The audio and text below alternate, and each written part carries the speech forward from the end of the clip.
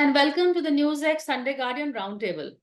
Well, the union budget has been announced. Modi 3.0 has placed his budget on the floor of the House. It is being debated in Parliament. But over here today on Roundtable, what we're going to try and do is try and simplify and try and understand the logic and also some of the statements that were made, try and break it down for our viewers. Joining me today is a panel of experts. I have with me M.K. Venu. He is the founding editor of the Wire.in. I have Dr. Didar Singh. He is currently the Secretary General at FICCI, and he's also been a Secretary of the Government of India. Amit Goel, he is a managing director at India Sotheby's International Realty. In fact, a lot of the impact and confusion is about the long-term the capital gains tax on the real estate sector and also on the stock market. So before I go to Amit, Venu, can you explain to us exactly what this indexation business is and how much the new tax system is going to work in terms of real estate, especially? So before I explain it, I must give you the latest news. I heard Finance Minister Nirmala Sitharaman just now on a business channel saying that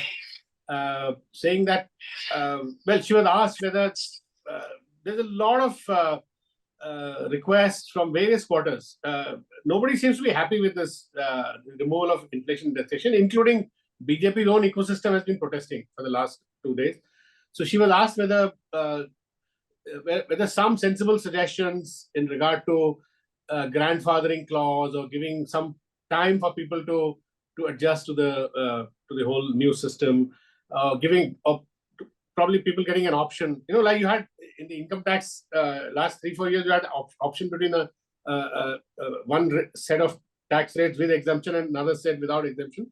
So the finance minister, very interesting reply. She did not categorically say that there won't be any changes, that the government is firm on its decision to remove inflation indexation. She said, it is now out of my hands. It is now in Parliament. So any possible review can only be decided by Parliament. So I read that as a possibility that is in Parliament something, because this government is normally not used to giving so much power to Parliament. So that's what I was going to just say. This government doesn't do rollbacks. Except, so anyway, when protests hit the streets. It has never given so much. Given the way bills had been passed in the previous, in NDA 2. So let's see what happens. Now, coming to your question, inflation indexation is something which the middle class, see, for the very rich, it works. They will be happy to pay 12.5%, long-term capital gains, as opposed to 20% earlier on property, I'm saying. But the middle class, my view is that the middle class, which would have bought property, especially after the 2008 global financial crisis, properties bought in the last 15 years have not appreciated to the extent that properties that were bought, say, 30 years ago. So there is one view, a calculation that if your property in the last, say, 15 years had been appreciating on the basis of annualized, say 8-9% annual, it may have doubled or even trebled in a matter of 15 years. But if it was just growing modestly at 8-9%, then inflation indexation for those people would have been very beneficial, because a large part of the capital gains would have been taken away by inflation indexation. So I think a lot of that noise that is coming, opposition, is from people who would lose out in the absence of inflation indexation. And it seems that a lot of BJP's own ecosystem, if you see social media, if that is any indication, they have also really strongly opposed this. So let's see what happens. So in my view, indexation should continue because inflation, Priya, has really hurt the middle class. Now, I'm not talking about the poor. I'm even talking about the upper middle class. They have also been reeling under inflation in terms of cost of living, etc. And taxing, removal of indexation, it would really hurt them. So in some form, some sort of option should be given by the government, or at least some grandfathering clause should be brought in this respect. So that's what my view is. I don't know what other panelists think. Okay, Dr. Didar, the economics of it, because he spoke about, let's just focus just on indexation right now in our beginning comments. Does it make sense to you in terms of an economic policy? Who will it benefit? He's saying Venu's pointed out the ecosystem of BJP is also upset, but even BJP's ecosystem was upset with demonetization. But this government went ruthlessly ahead. So I'm not sure how much the government will factor in, but how do you see it? Priya ji, first of all, a clarification. You mentioned that I'm Secretary General of FICCI. I was Secretary General of FICCI. I'm not there now. And I was, of course, the Secretary of Government of India, there, which is fine. Sorry. So it's all X, both are X. Now, in terms of the overall context of what you're talking about, let me first clarify that budget is basically to bring in what everybody wants. They want stability. They want a better way of looking at the whole system of taxation. They want all these benefits that come from a more simplification, a better way of looking at all the various exemptions that exist, and all the government has been trying to do is to bring this in a particular manner. So this does leave little room to adjust in terms of rolling back or whatever that's required. But sometimes it has to be done. I agree with Venu that there is a lot of demand that it should be looked at in a manner which is better, because the stock markets have responded rather badly to the indexation having been removed. Now, this is causing a bit of concern to the government, and therefore in Parliament you will see, and already are seeing, a lot of opposition to the budget, which is there, it's going to be there. It's possible, but in the end of the day, it is part of a policy that government is attempting to do, which is to bring simplification to the whole system and remove the amount of exemptions which are possible in it. And we have Amit also with us. And Amit, you are someone who is in the sector. In fact, you are an insider. How will this impact the real estate sector? What are the feedback that you are getting from the people, the stakeholders? Sure. Thank you, Priya, for having me on the show. So firstly, let us understand the fundamentals. The fundamentals are that real estate as an asset class is a long-term asset class, right? Number two, inflation in our country is high as compared to most of the other, large countries, large nations. And thirdly, the stamp duty that people pay when they buy real estate is very high. Like for instance, in Delhi, people pay 8% stamp duty. In Goa, it is 9%. Most states, it ranges between 7 to 9%. So that's a very high rate of stamp duty. And then again, tax rates are also fairly high considering the large population and large tax. Understanding these fundamentals, if we look at now the change which has been introduced by the finance minister in this recent budget, if you look at any indexation value greater than 37.5%, which is usually a 6 to 7 year inflation time. In 6 to 7 years, index table increases the inflation by 37.5%, give and take. Now on that, if somebody was paying 20% tax on that indexed cost, that comes to about 7.5%, which is the rebate which has been given by the Honorable Finance Minister, right? Tax being cut from 20% to 12.5%. So in essence, the effect that it brings is anyone who's holding the property or real estate greater than 6 to 7 years is going to be paying more tax when they are exiting the property or selling the property. However, anybody who's holding the property less than 6 to 7 years may benefit from this new regime, where let's say somebody was holding the property for 4 years and the tentative index is about 25%. On 25%, one would save 20% tax, which comes to about 5% net. But the saving is 20 minus 12.5, 7%. So one would benefit from it. So that, in a sense, is the long and short of it. Now, as far as my views are concerned, considering real estate, and which is why I mentioned the fundamentals, considering real estate, people buy and hold for 10, 15, 20 years and pass it on to their next generation. Large section of the society is going to be shelling out much higher tax outgo when they sell a property, which is an ancestral property, a family home, etc. And this is going to put burden, whether it is rich class, middle class, or any class. So that is all, this impact is all about. I wish the index could continue. That's what I would strongly feel. And if that rollout is something which takes effect, I think that is going to be a good move. But overall, I think the sentiments around real estate has been positive only for the last 2.5 years. But last 8 to 10 years, they were, a little bit down and under. Sector needs more support, more government support to support the sector and motivate, encourage more investments into the sector, because it caters to large employment, large tax, large stamp duty collection, etc. And this is going to somewhat deter investors into the real estate, who's been buying properties. Yeah, in fact, I'm going to come to you on that part, the last part in a while also. So, But Venu, is this, what was the rationale behind it, the thinking behind it? Is this their way of bringing in the inheritance tax by another way?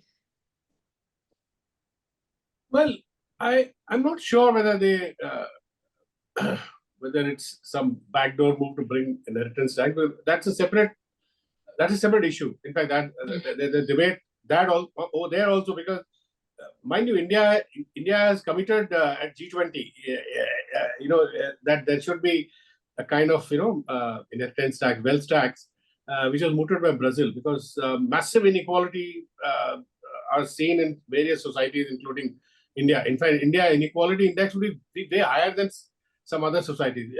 I mean, some economists say that we are somewhat on par with Russia in terms of number of billionaires, that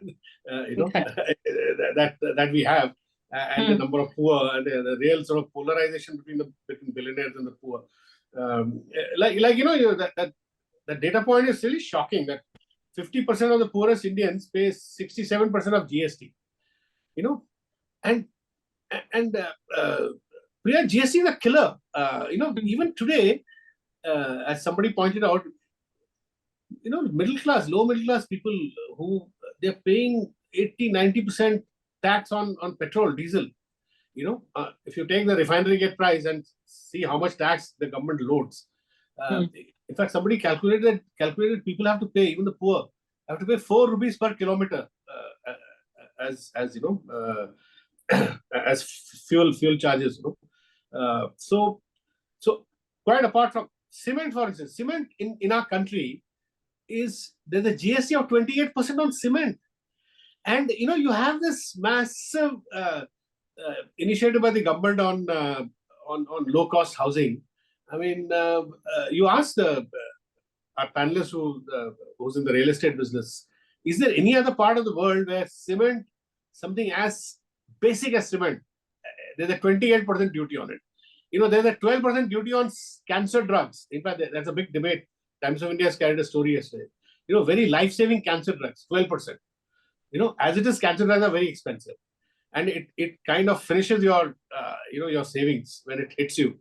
And on that, the government has put 12% GST. So what I'm saying is, taxes under this government have been exorbitant. If you add GST, the petrol tax, diesel tax, which is outside of GST at the moment, and the middle class, in my view, has got really nothing in the last 10 years. I agree. Nothing.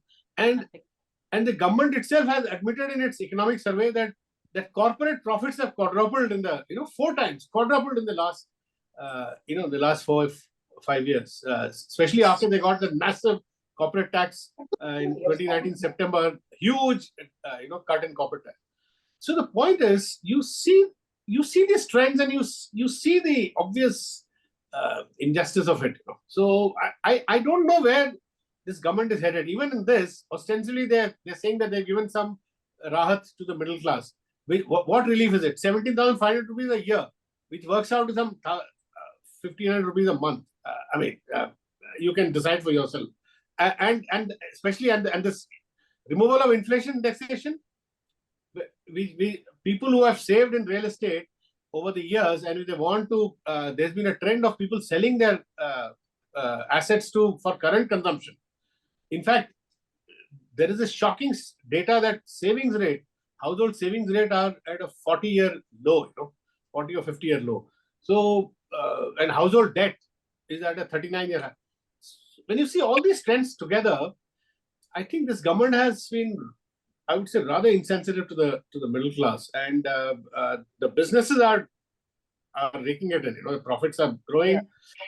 They are selling less. As Ratin Roy, I spoke to Ratin Roy, the former economist, former member of the PM's Economic Advisory Council, and he told me that in the last 3-4 years after COVID, Priya, the corporates are selling less. The volumes growth is not there. When they ask Hindustan Lever or Bajaj Auto, but the profits are going up. Selling less, more profits, which means they are raising prices. So there has been a lot of price gouging, not just by India, around the world post COVID. I mean, have you seen aviation prices of international flights or even domestic flights? They're going up. Yeah. So, which is why one wonders at this time to come up with this budget, given what the international situation is also, there is also talk of recession and stock markets also are reflecting this. I'm going to come to Dr. Didar Singh, but after a quick break. I know he wants to disagree with something that Venu said also, but after a very quick break. So stay with us.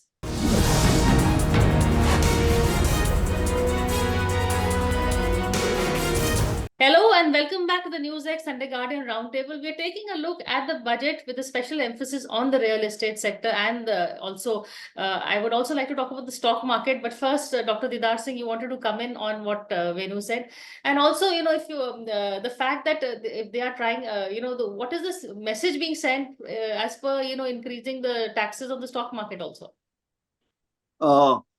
Let me Priya, let me try and get this into a slightly different perspective here. While I agree with Venu that we have a very severe inequality in the country, I agree with that. And the Gini coefficient is actually pretty high for India. Now, the problem is that somewhere we have to start. So maybe this is the place to start. Somewhere we have to handle this mantle of inequality in a manner which is more conducive to handling government or handling taxation. We have to start somewhere. There is always going to be, we are a poor country, we're always going to have shortages somewhere or the other. And we are going to have a situation where we are going to have to look at other ways of handling this inequality in a manner which is more conducive to growth. Now, I agree also with what your other panelists have mentioned, that every sector and this sector needs a lot of support. So does every sector. Every sector needs support. Now, can you give support to every sector? It's not possible in a situation where we are a shortage of funds. Now, it's a very thin line between growth and development and also handling the issues which are there to handle, for example, climate change. Have we put enough money and have you put enough emphasis on climate change? It is something which is going to affect us and affect our lives and the lives of our children for years to come. Have we Fair enough, but the real estate sector, with the government putting such an emphasis on housing for all, I would agree with Amit that, as Venu also pointed out, why are you increasing the cost of materials? Why are you not doing anything? And a retrograde step like this, the indexation, is sending out all the wrong signals, I would say. I would say that it is sending a certain amount of signals, as it's meant to. But at the end of the day, see, the stock market has recovered. It has recovered in 2 days after going down. Now, how has it recovered? Because at the end of the day, the rich people are going to be there and they're going to handle it in a manner which is conducive to their growth. They will do it, irrespective. The rich have recovered. What about the middle class and the poor, the retail investor? It is going to be a problem. It is going to be a problem. I agree with you. It is going to be a problem. Amit, yeah, Venu, quickly, then I'll get Amit in. Yeah, Priya, I must tell you one thing.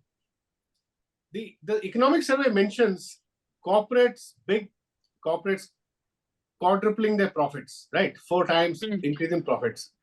Now, they acknowledge, and it also acknowledges that the private sector has not done enough to bring in new investment and new employment. That also, Nirmala Sitharaman has been repeating ad nauseum that when will the private sector chip in. Yeah. The government has been doing its the big heavy lifting of all big investments. but government investment cannot revive the economy. Corporate investments, private investments constitute about 80% of the total, growth investment. So unless the corporate sector organically feels that it should make more investment and expand, but that has not happened, Priya, because the RBI has given that latest data that the capacity utilization, whether it is steel, cement, automobile, they're all hovering at 70 to 75%. Companies make fresh investments only when their existing capacity, they're able to sell enough so that they go beyond 90%, and therefore we'll need to expand, produce more so that there's more people buying. But in the last 10 years, consumer demand has been tepid. People are not buying. People don't have incomes. Bottom 70%, there are enough data to show, don't have enough incomes, have got smashed.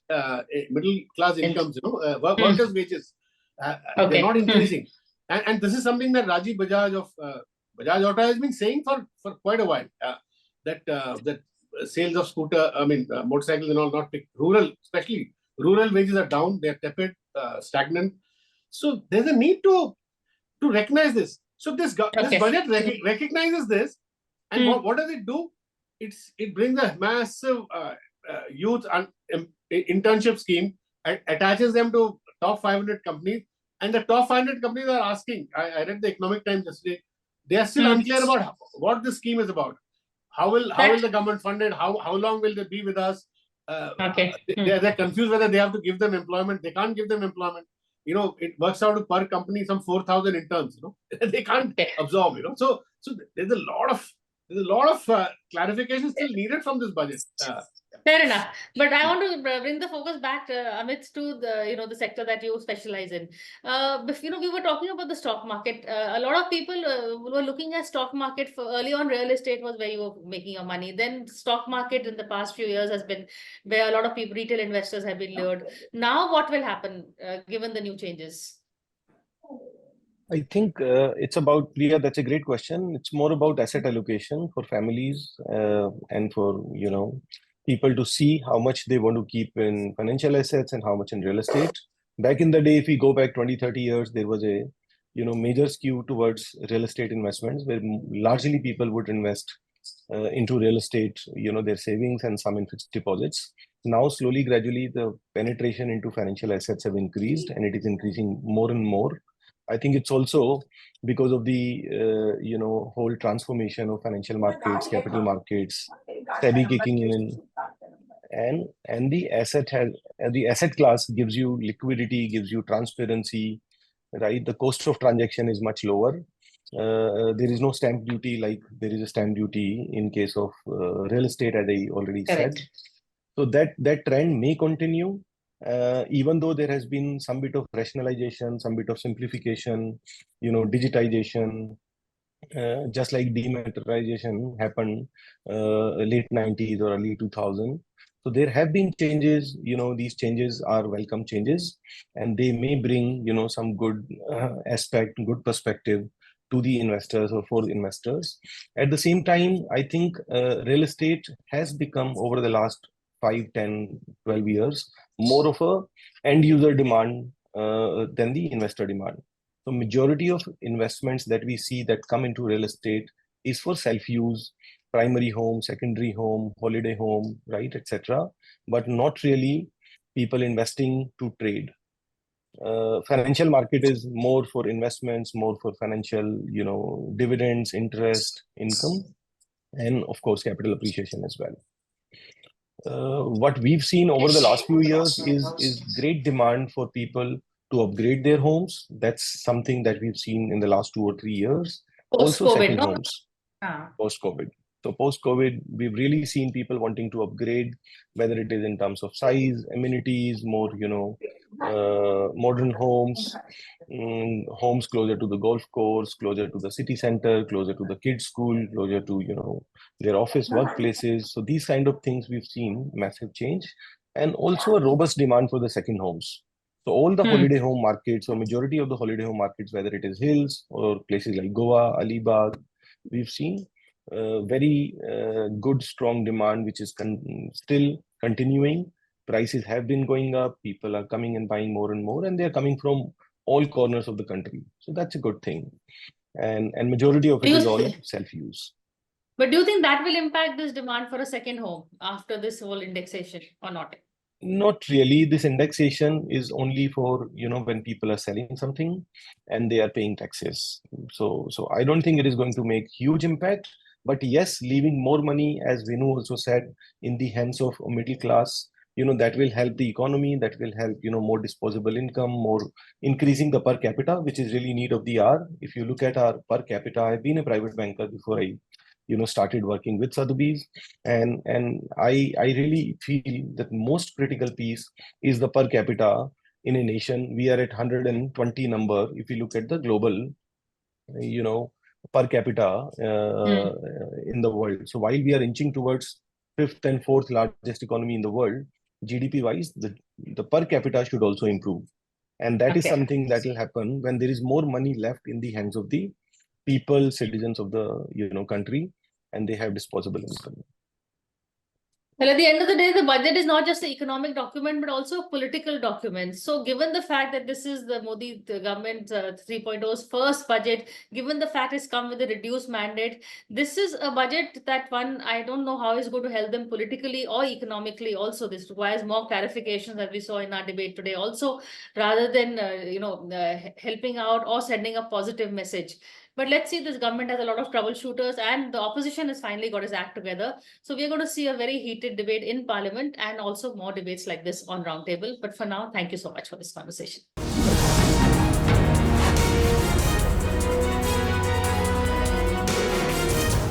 For more such videos, subscribe to the NewsX YouTube channel, hit the bell icon.